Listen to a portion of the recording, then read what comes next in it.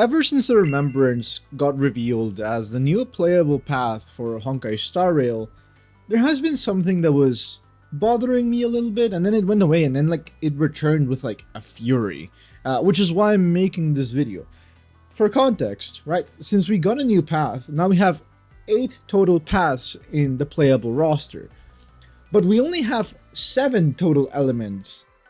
The reason why I want to bring this up as a topic of conversation is because I feel like every single path has a sort of alignment to a specific element, so to speak. Some of them definitely do not apply for this theory, so to speak, but I definitely think it is worth talking about, because while in flavor design, I would absolutely love for Honkai Star Rail to add another element or combat type, as they call it.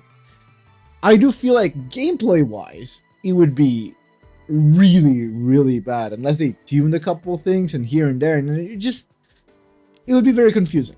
Which is why I'm not up for making this change and adding another element, but I think it would be interesting to at least talk about it.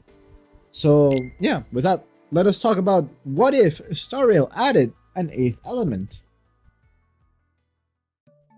Starting things off, I want to talk about the flavor design of adding an 8th element, because while it wouldn't be necessary, I feel like it would be quite charming to just have another type of damage that could be representative of a specific path. And what do I mean by representative of a specific path? It is mostly how, the Remembrance is associated with ice, or the hunt is commonly seen with the wind. Things like that I feel like definitely add more of a characteristic and just more character towards the Aeons, if that makes sense. For example, the Preservation Trailblazer. It is a fire unit, and I feel like that is really fitting to the narrative of Belobog, which is where we got the powers of Qlipoth. Especially because we were able to be fire in a land that is completely consumed by the bitter cold of the area. The powers of the preservation here are being used to make sure that people can survive in Yarilo 6, and I feel like narratively speaking, that was really good, and it makes sense for Qlipoth to be associated with fire in this regard. This is because amber is usually created throughout millions of years where something has been affected by both intense heat and intense pressure. So having the warmth be a key factor of the path of the preservation makes so much sense. However, there is something that has been bothering me for a little bit and could kind of debunk this theory of mine per se, and it is the fact that even though we have the physical Trailblazer in Destruction, Nanook, the Aeon of Destruction in the simulated universe, uses fire as the base element of their abilities. Whenever you cast his Resonance, it is fire damage, and it makes sense for it to be fire because it also self-damages your party, which I feel like is just such a nice flavor text. But it doesn't get mimicked on the Trailblazer, and vice versa. The Fire Preservation Trailblazer uses fire to protect, and we just explained why I feel like that's fitting. But then Qlipoth uses physical damage through Quake. So yeah, I don't know, this is something that has been a little bit confusing for me, but at the same time it does keep me intrigued and wanting to know more. Because one of the concepts that I feel like would be interesting to tackle is having paths being 2 sides of the same coin, where they're kind of opposites but necessary to each other, and to a certain extent they still do the same thing. Because while the preservation and the destruction feel like they are completely opposite paths, you can preserve things by destroying other things. The example that I want to give is from the Odyssey. Because one, I'm currently addicted to Epic the Musical, and two, I feel like it would be kind of flavorful to be talking about this, especially with Amphorius coming up soon, which seems very, very heavily inspired in Greek mythology. But yeah, essentially, the whole concept of the Trojan horse when they invaded, like, they attacked people in the middle of the night and destroyed so many lives.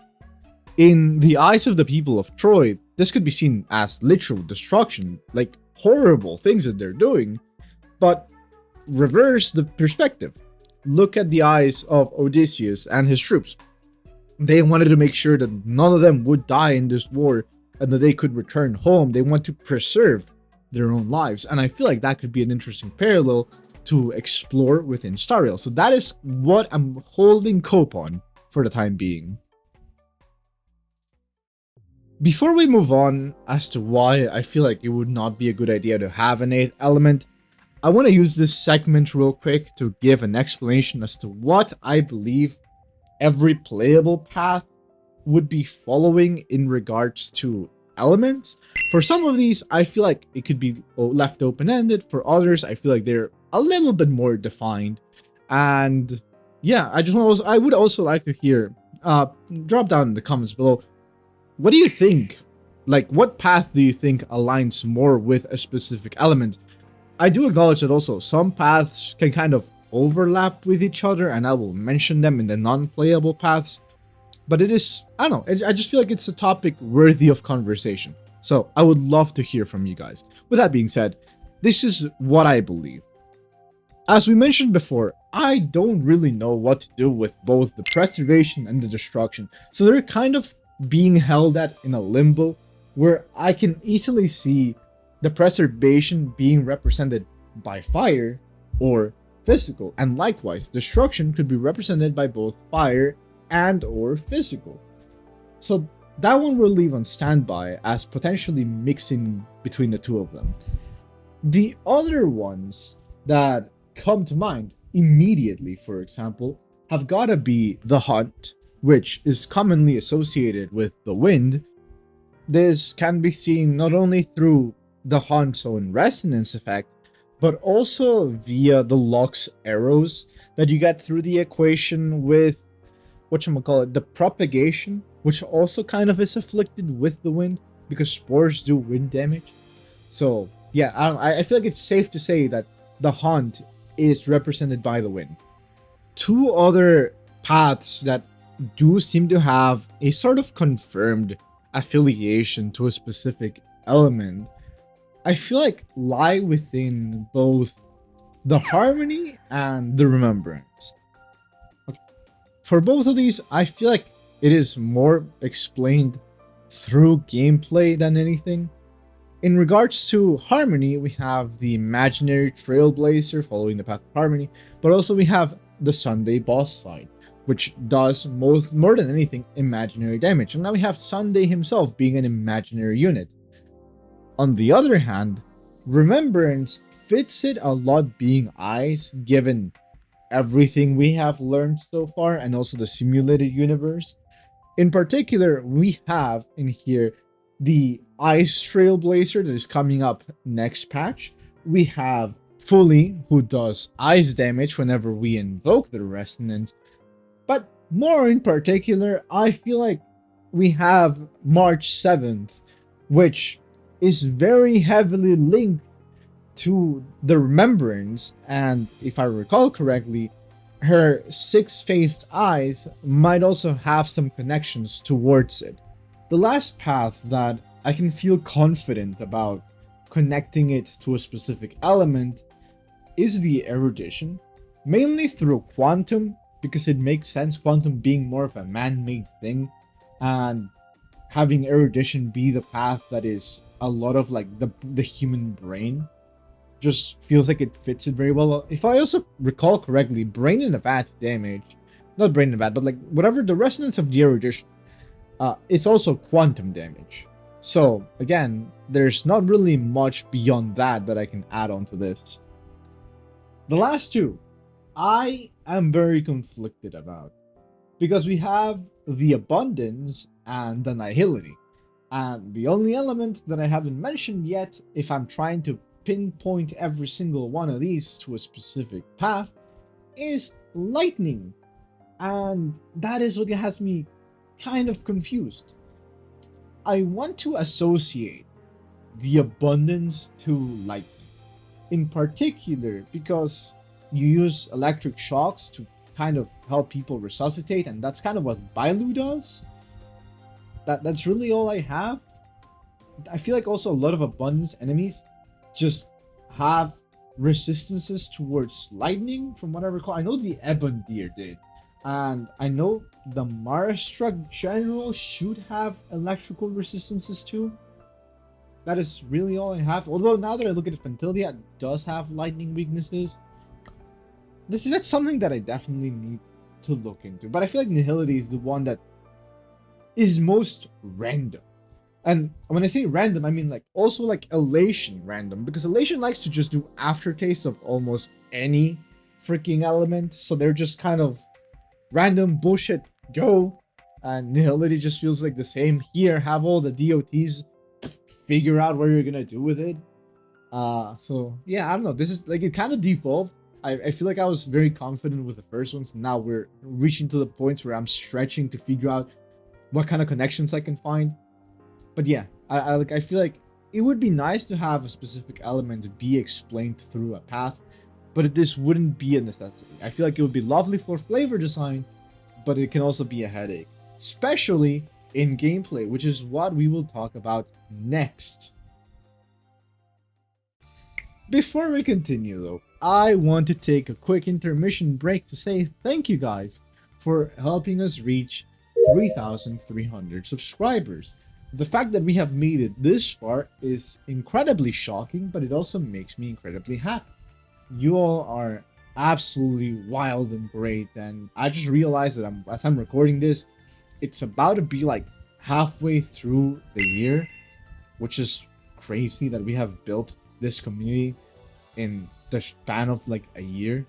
You all genuinely make me so freaking happy. It's been lovely being able to interact with you guys in the comments, and I do try to reply to every single comment because I love the input that you guys give, and it's always great to just have a conversation. Additionally, just real quick, hey, if you're enjoying this sort of content and would like to see more, feel free to hit that subscribe button. It's free, it only takes a second, and if at any point you feel like the type of content that I make is no longer to your liking, you can always unsubscribe. With that being said, back to the video. Even though I've talked a lot of positives in the terms of flavor design as to why it would be nice to have a new element being added into the game, I genuinely believe that it would be one of the worst things that they could do.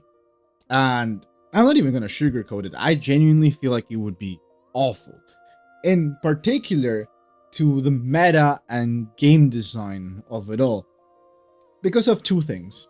The first one is adding another element means overcomplicating the weakness charts of new and future enemies to make sure that they're all aligned to some of the past and that they kind of don't coincide. It also means like adding more weaknesses to pre-existing enemies, because only having 3 available weaknesses on an opponent would be a little bit complicated.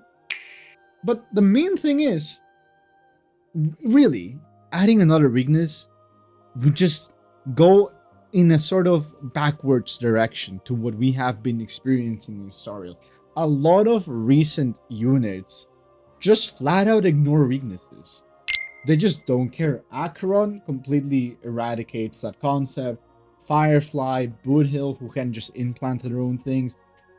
It makes no sense to go backwards and make the game even more complicated and make people just suffer for it. It would be cool to get another type of, whatchamacallit, like having another break effect type of break, like freeze or bleed. It would be nice. It could also encourage more DOTs. But do you really need more in the game? I don't really think so. I feel like we're good enough with the roster of 7 playable elements that we have, and adding more means overcomplicating that formula. And they're not even like the main gimmick of the game. You don't play fire for fire. You play fire because you have Himeko in the Erudition path, which does very specific things against pure fiction. You play fire with Topaz because she's able to enhance all of your follow-up attacks. You play fire with Asta because she will speed boost your team. But you don't pick fire for the sake of it being fire, unless you really need to break a weakness.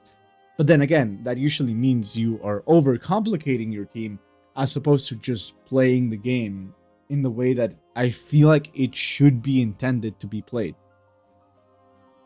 I say this not to discourage the game from trying to add a new element. Again, I feel like flavor design would be really cool.